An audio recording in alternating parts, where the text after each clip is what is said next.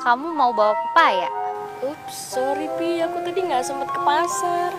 Ya, biasalah, Pi. Dewi kan kalau janji suka tidak tepat.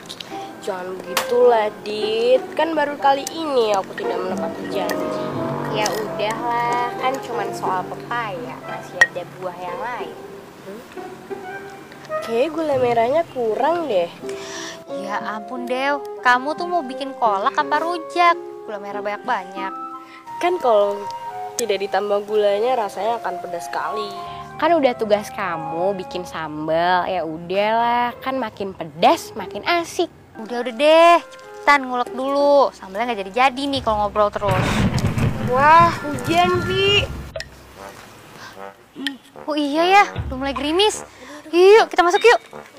Bawa barang-barang yuk. Awas pelan-pelan.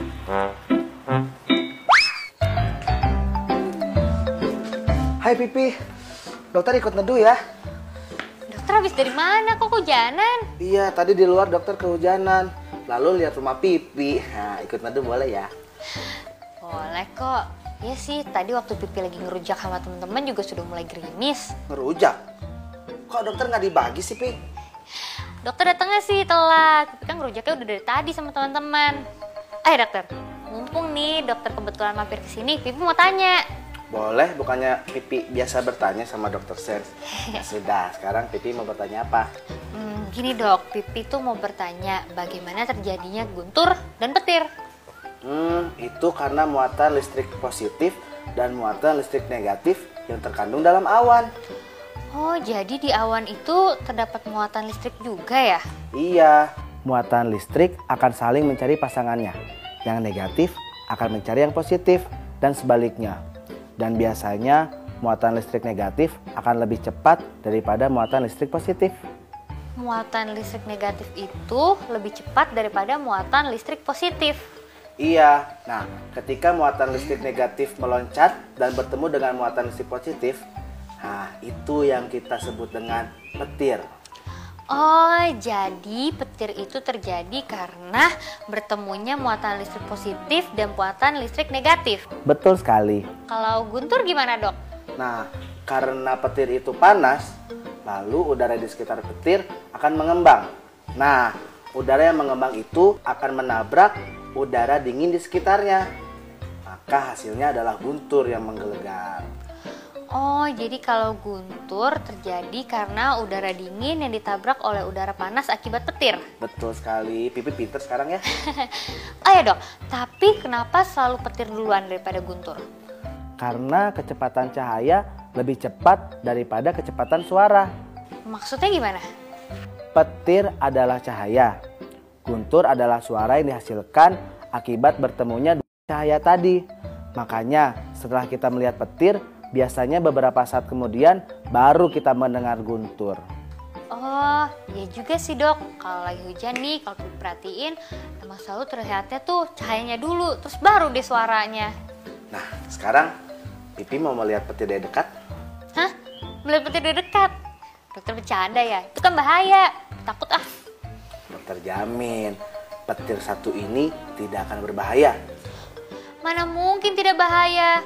Dokter kan sering dengar banyak pohon tuh yang disambar petir. Orang kan juga ada yang disambar petir. Ini kan petir yang kita buat sendiri, alias kita akan membuat percobaan bagaimana membuat petir dan guntur. Wah, kalau buat percobaan baru Pipi mau. Udah gak takut lagi kan?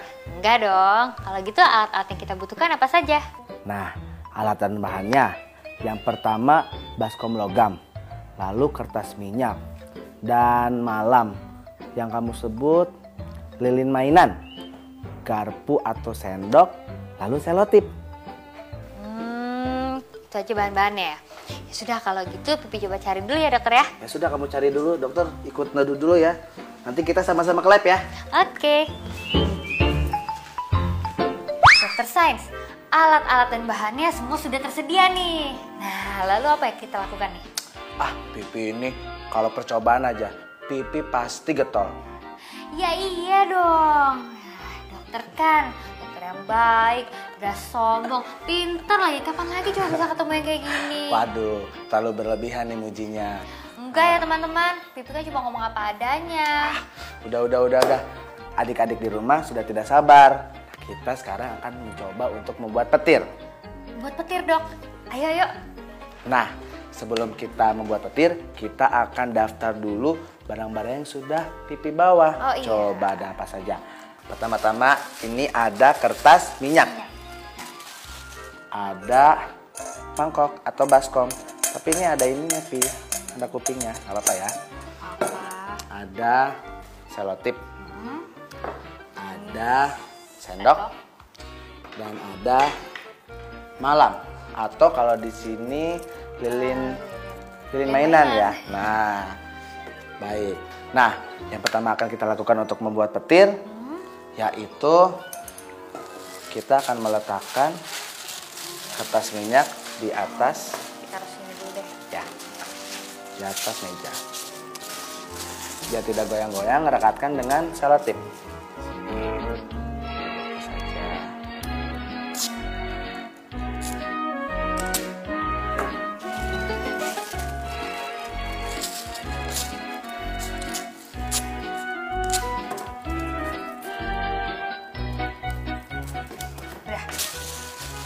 Setelah terbentang seperti ini, letakkan mangkok atau baskom di atas kertas minyak. Ya. Kan nggak ada pegangannya tuh. Kita pakai Lilin mainan. ya, malam. Malam. Sama saja. Ya.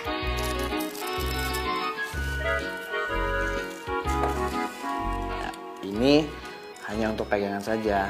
Oh, ditempel di dalam mangkok. Tuh. Nah, sendoknya ditaruh di samping aja. Oh, Ya. sini.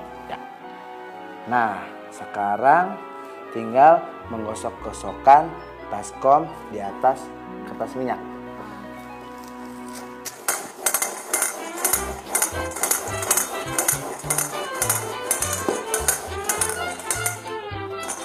Setelah digosokkan agak lama, dekatkan ke sendok.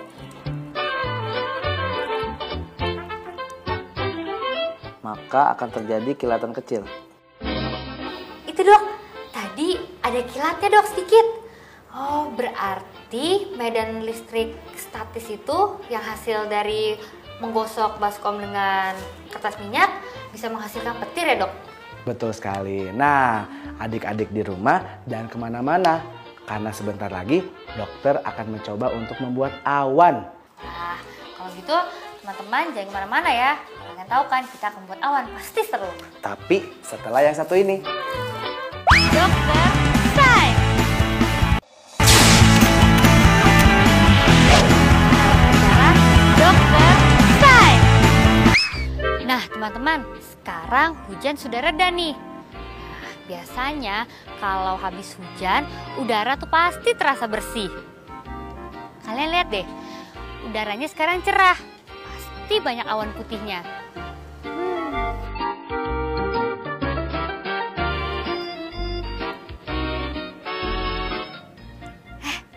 Itu dokter sains teman-teman. Sedang apa ya? Kita hampiri yuk.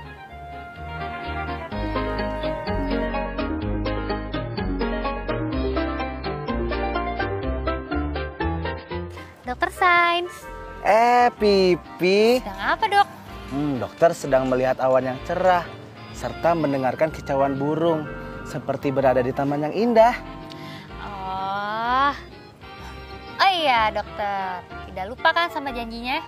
Oh, tidak lupa dong Pipi. Tapi sebelumnya dokter mau tanya sesuatu sama kamu. Mau tanya apa dok? Kamu tahu kan awan? Awan. Tahu dong. Teman-teman juga udah pada tahu awan. Tapi kamu tahu tidak bagaimana awan itu terbentuk? Wah, kalau bagaimana awan terbentuk, Pipi belum tahu. Teman-teman di rumah juga pasti belum tahu. Nah, kamu harus tahu kalau awan itu terbentuk jika uap air didinginkan. Oh, jadi awan itu terbentuk karena uap air yang didinginkan. Ya. Nah, biar lebih jelas, bagaimana kalau kita melakukan percobaannya? Percobaan membuat awan ya dok? Ya iyalah, Pi. Kan kita sedang membicarakan tentang awan. Oh ya sudah, kalau begitu alat dan bahan yang dibutuhkan apa saja? Alat dan bahan yang dibutuhkan. Yang pertama, botol plastik transparan. Yang kedua, korek api. Yang ketiga, termos air hangat. Udah ya? Sudah, itu aja. Sudah, kalau gitu Pipi akan siapkan alat-alatnya ya. Ya sudah, nanti kita ketemu di lab ya. Pipi cari dulu ya. Ya. Dokter Sains, alat dan bahan yang kita butuhkan sudah Pipi sediakan semua nih. Baiklah kalau begitu, kita akan mulai saja percobaannya. Nah, yang pertama apa yang akan kita lakukan? Pertama-tama, kita akan masukkan sedikit air hangat ke dalam botol.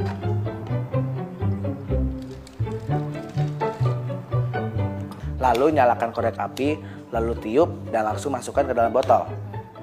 Dan botol harus ditutup rapat-rapat.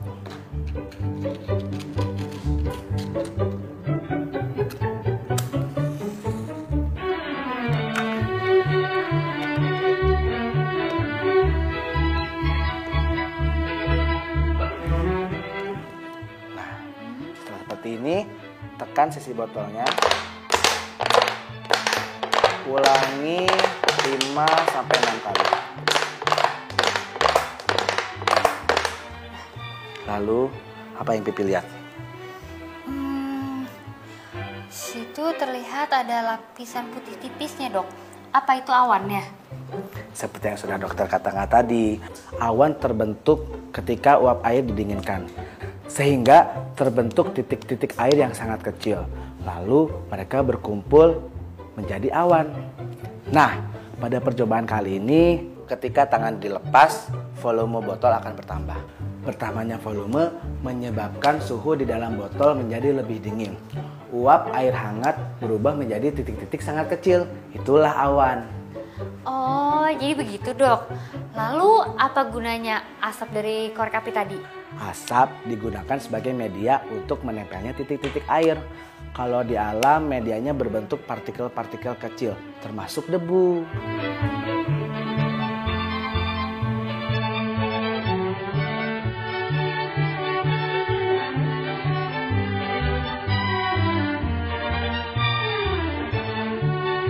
Nah, teman-teman sekalian, bagaimana dengan dua percobaan kita tadi? Seru kan?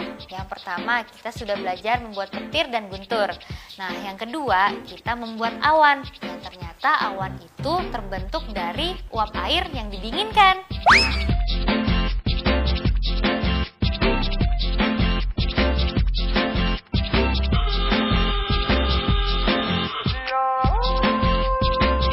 Jadi adik-adik sekalian, masih banyak pelajaran yang harus kalian pelajari. Tapi harus selalu ingat pesan dari Dr. Sains. Jangan pernah bosan membuat percobaan. Kalau percobaan pertama gagal, coba lagi sampai berhasil. Karena kegagalan adalah awal dari keberhasilan. Ya, betul sekali teman-teman. Nah, Dr. Sains, Pipi dan teman-teman sekarang sudah tahu nih bagaimana awan itu terbentuk. Terima kasih ya untuk Dr. Sains yang selalu mengajari kita. Sama-sama Pipi, dokter senang kok membantu Pipi. Ada teman-teman di rumah tuh, kita pamit yuk. Yuk, nah teman-teman, Pipi dan Dr. Sains mohon pamit dulu ya. Sampai jumpa. Sampai jumpa.